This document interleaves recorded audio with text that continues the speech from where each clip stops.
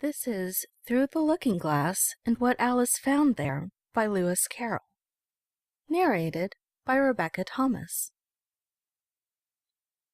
Child of the pure unclouded brow and dreaming eyes of wonder, though time be fleet and I and thou are half a life asunder, thy loving smile will surely hail the love gift of a fairy tale. I have not seen thy sunny face, nor heard thy silver laughter. No thought of me shall find a place in thy young life's hereafter. Enough that now thou wilt not fail to listen to my fairy tale. A tale begun in other days when summer suns were glowing, a simple chime that served to time the rhythm of our rowing, whose echoes live in memory yet, though envious years would say forget. Come hearken ere a voice of dread, with bitter tidings laden, shall summon to unwelcome bed a melancholy maiden. We are but older children, dear, who fret to find our bedtime near. Without the frost, the blinding snow, the storm wind's moody madness, within the firelight's ruddy glow and childhood's nest of gladness. The magic words shall hold the fast. Thou shalt not heed the raving blast, and though the shadow of a sigh may tremble through the story for happy summer glory, it shall not touch with breath of bale the pleasance of our fairy tale. Chapter 1. Looking Glass House. One thing was certain, that the white kitten had had nothing to do with it. It was the black kitten's fault entirely. For the white kitten had been having its face washed by the old cat for the last quarter of an hour, and bearing it pretty well considering, so you see that it couldn't have had any hand in the mischief. The way Dinah washed her children's faces was this. First she held the poor thing down by its ear with one paw, and then with the other paw she rubbed its face all over the wrong way, beginning at the nose. And just now, as I said, she was hard at work on the white kitten, which was lying quite still and trying to purr, no doubt feeling that it was all meant for its good. But the black kitten had been finished with earlier in the afternoon, and so, while Alice was sitting curled up in a corner of the great armchair, half talking to herself and half asleep, the kitten had been having a grand game of romps with the ball of worsted Alice had been trying to wind up, and had been rolling it up and down till it had all come undone again, and there it was, spread over the hearth-rug, all knots and tangles, with the kitten running after its own tail in the middle. "Oh, you wicked little thing!" cried Alice, catching up the kitten and giving it a little kiss to make it understand that it was in disgrace. "Really, Dinah ought to have taught you better manners. You ought, Dinah, you know you ought," she added, looking reproachfully at the old cat, and speaking in as cross a voice as she could manage. And then she scrambled back into the armchair, taking the kitten and the worsted with her, and began winding up the ball again. But she didn't get on very fast, as she was talking all the time, sometimes to the kitten and sometimes to herself. Kitty sat very demurely on her knee, pretending to watch the progress of the winding, and now and then putting out one paw and gently touching the ball, as if it would be glad to help if it might. "Do you know what tomorrow is, Kitty?" Alice began. "You'd have guessed if you'd been up in the window with me, only Dinah was making you tidy, so you couldn't. I was watching the boys getting in stick for the bonfire, and it wants plenty of sticks, Kitty. Only it got so cold, and it snowed so, they had to leave off. Never mind, Kitty, we'll go and see the bonfire tomorrow." Here Alice wound 2 or 3 turns of the worsted round the kitten's neck, just to see how it would look. This led to a scramble in which the ball rolled down upon the floor, and yards of it got unwound again. "Do you know, I was so angry, Kitty," Alice went on as soon as they were comfortably settled again, "when I saw all the mischief you had been doing.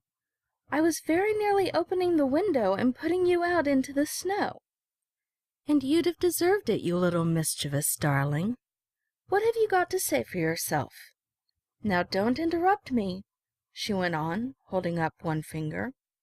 "I'm going to tell you all your faults. Number 1, you squeaked twice while Dinah was washing your face this morning. Now you can't deny it, Kitty. I heard you. What's that you say?" pretending that the kitten was speaking. "Her paw went into your eye. Well, that's your fault for keeping your eyes open. If you'd shut them tight up, it wouldn't have happened. Now don't make any more excuses, but listen. Number 2, you pulled Snowdrop away by the tail just as I had put down the saucer of milk before her. What? You were thirsty, were you? How do you know she wasn't thirsty too? Now, for number 3, you unwound every bit of the worsted while I wasn't looking. That's 3 faults, Kitty, and you've not been punished for any of them yet. You know I'm saving up all your punishments for Wednesday week. Suppose they had saved up all my punishments," she went on, talking more to herself than the kitten. "What would they do at the end of a year? I should be sent to prison, I suppose, when the day came. Or, let me see, suppose each punishment was to be going without a dinner. Then, when the miserable day came, I should have to go without 50 dinners at once. Well, I shouldn't mind that much. I'd far rather go without them than eat them. Do you hear the snow against the window panes, Kitty? How nice and soft it sounds, just as if someone was kissing the window all over outside. I wonder if the snow loves the trees and fields, that it kisses them so gently. And then it covers them up snug, you know, with a white quilt. And perhaps it says, 'Go to sleep, darlings, till the summer comes again.'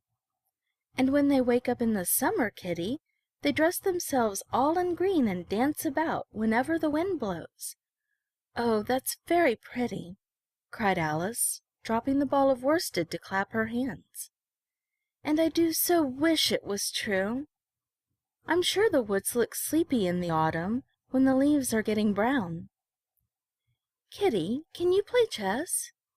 Now don't smile, my dear, I'm asking it seriously. Because when we were playing just now, you watched just as if you understood it, and when I said check, you purred.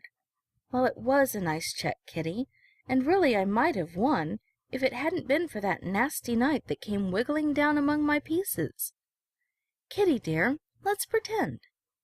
And here I wish I could tell you half the things Alice used to say, beginning with her favorite phrase, "Let's pretend."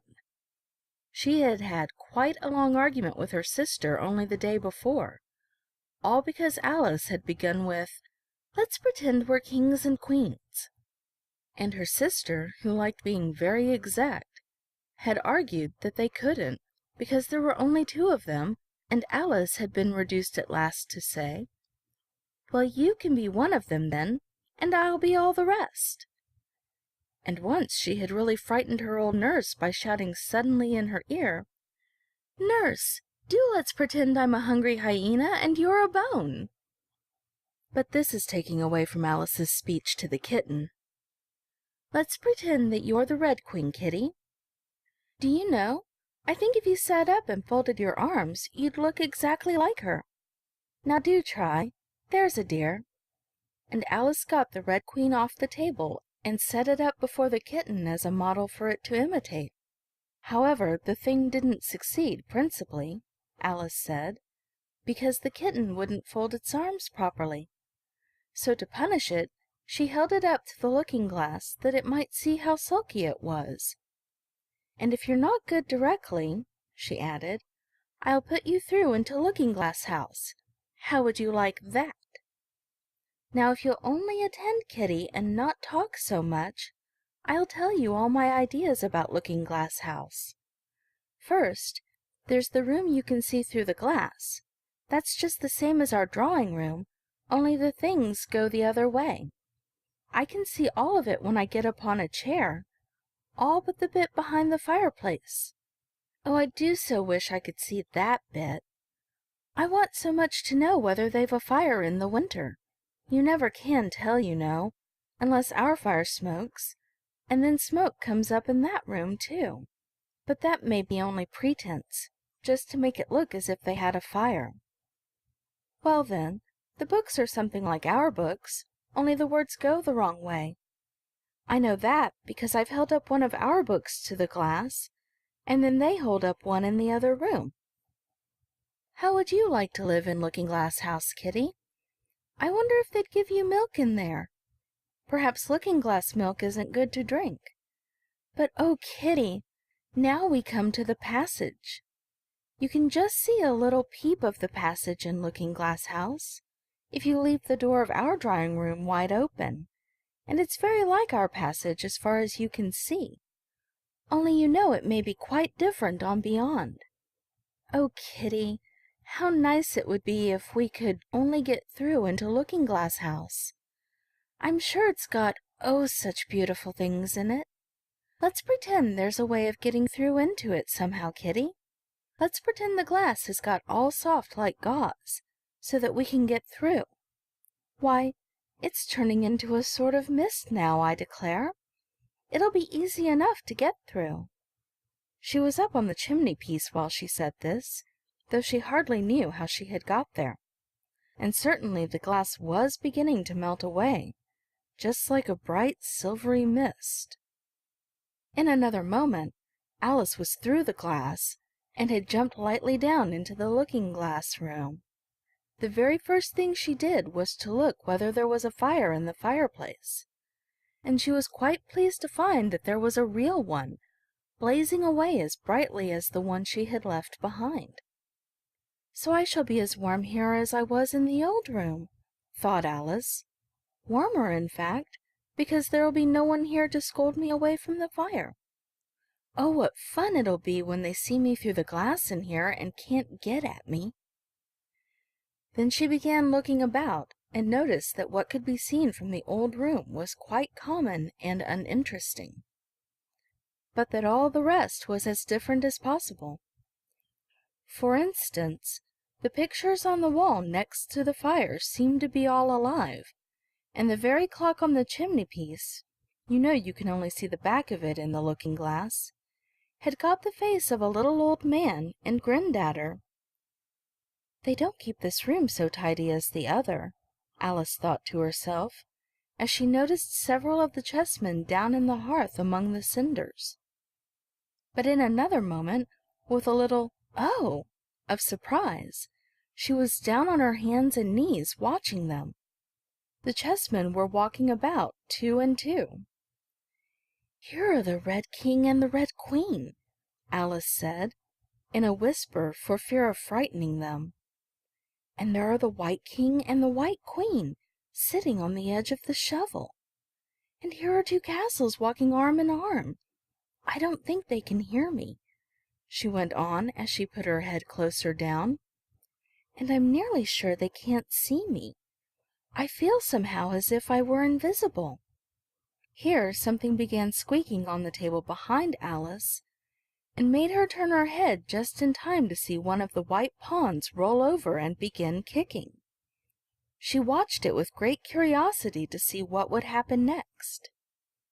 "It is the voice of my child," the White Queen cried out as she rushed past the king, so violently that she knocked him over among the cinders. "My precious Lily! My imperial kitten!" And she began scrambling wildly up the side of the fender. "Imperial fiddlestick," said the king, rubbing his nose, which had been hurt by the fall. He had a right to be a little annoyed with the queen, for he was covered with ashes from head to foot. Alice was very anxious to be of use, and as the poor little Lily was nearly screaming herself into a fit, she hastily picked up the queen and set her on the table by the side of her noisy little daughter. The queen gasped and sat down. The rapid journey through the air had quite taken away her breath, and for a minute or two she could do nothing but hug the little Lily in silence. As soon as she had recovered her breath a little, she called out to the White King, who was sitting sulkily among the ashes, "Mind the volcano." "What volcano?" said the king, looking up anxiously into the fire, as if he thought that was the most likely place to find one. "Blew me up," panted the queen, who was still a little out of breath. "Mind you come up, the regular way. Don't get blown up." Alice watched the White King as he slowly struggled up from bar to bar, till at last she said, "Why, you'll be hours and hours getting to the table at that rate. I'd far better help you, hadn't I?" But the king took no notice of the question. It was quite clear that he could neither hear her nor see her. So Alice picked him up very gently and lifted him across more slowly than she had lifted the queen, that she mightn't take his breath away. But before she put him on the table, she thought she might as well dust him a little, he was so covered with ashes. She said afterwards that she had never seen in all her life such a face as the king made, when he found himself held in the air by an invisible hand and being dusted. He was far too much astonished to cry out, but his eyes and his mouth went on getting larger and larger and rounder, till her hand shook so with laughing that she nearly let him drop upon the floor. "Oh, please don't make such faces, my dear," she cried out, quite forgetting that the king couldn't hear her. "You make me laugh so that I can hardly hold you. And don't keep your mouth so wide open. All the ashes will get into it. There now, I think you're tidy enough," she added as she smoothed his hair and set him upon the table near the queen. The king immediately fell flat on his back and lay perfectly still, and Alice was a little alarmed at what she had done, and went round the room to see if she could find any water to throw over him. However, she could find nothing but a bottle of ink, and when she got back with it, she found he had recovered, and he and the queen were talking together in a frightened whisper, so low that Alice could hardly hear what they said. The king was saying, "I assure you, my dear, I turned cold to the very ends of my whiskers." To which the queen replied, "You haven't got any whiskers." "The horror of that moment," the king went on, "I shall never, never forget." "You will, though," the queen said, "if you don't make a memorandum of it." Alice looked on with great interest as the king took an enormous memorandum book out of his pocket and began writing. A sudden thought struck her, and she took hold of the end of the pencil, which came some way over his shoulder, and began writing for him. The poor king looked puzzled and unhappy, and struggled with the pencil for some time without saying anything. But Alice was too strong for him, and at last he panted out, "My dear, I really must get a thinner pencil. I can't manage this one a bit. It writes all manner of things that I don't intend." "What manner of things?" said the queen, looking over the book, in which Alice had put, "The White Knight is sliding down the poker. He balances very badly." "That's not a memorandum of your feelings." There was a book lying near Alice on the table, and while she sat watching the White King, for she was still a little anxious about him, and had the ink all ready to throw over him in case he fainted again, she turned over the leaves to find some part that she could read. "For it's all in some language I don't know," she said to herself. It was like this: Icarebaj, Sivat, Itils et Dana, Killer, Sot, Eba et Ni, Elbmig, Dana, Erig did, Sevogorab, et Eru, Ismim, La, Ebarg tuo Shtar, Imam, et Dana. She puzzled over this for some time, but at last a bright thought struck her. "Why, it's a looking-glass book, of course. and if I hold it up to a glass, the words will all go the right way again." This was the poem that Alice read. Jabberwocky. 'Twas brillig, and the slithy toves did gyre and gimble in the wabe. All mimsy were the borogoves, and the mome raths outgrabe. Beware the Jabberwock, my son, the jaws that bite, the claws that catch. Beware the Jubjub bird, and shun the frumious Bandersnatch. He took his vorpal sword in hand, long time the manxome foe he sought. So rested he by the Tumtum tree, and stood a while in thought. And as in uffish thought he stood, the Jabberwock, with eyes of flame, came whiffling through the tulgey wood, and burbled as it came.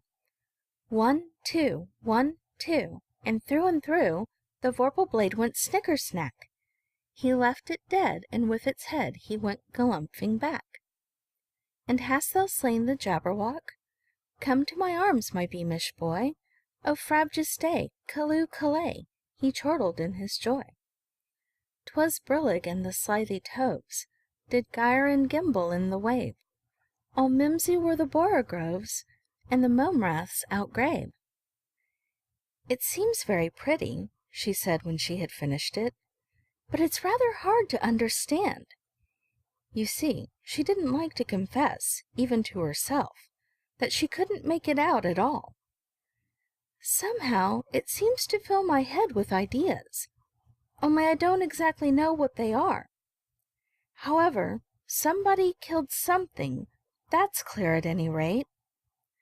But oh," thought Alice, suddenly jumping up, "if I don't make haste, I shall have to go back through the looking-glass before I've seen what the rest of the house is like. Let's have a look at the garden first." She was out of the room in a moment, and ran downstairs. Or at least, it wasn't exactly running, but a new invention of hers for getting downstairs quickly and easily, as Alice said to herself. She just kept the tips of her fingers on the handrail, and floated gently down without even touching the stairs with her feet. Then she floated on through the hall, and would have gone straight out at the door in the same way if she hadn't caught hold of the door-post. She was getting a little giddy with so much floating in the air, and was rather glad to find herself walking again in the natural way.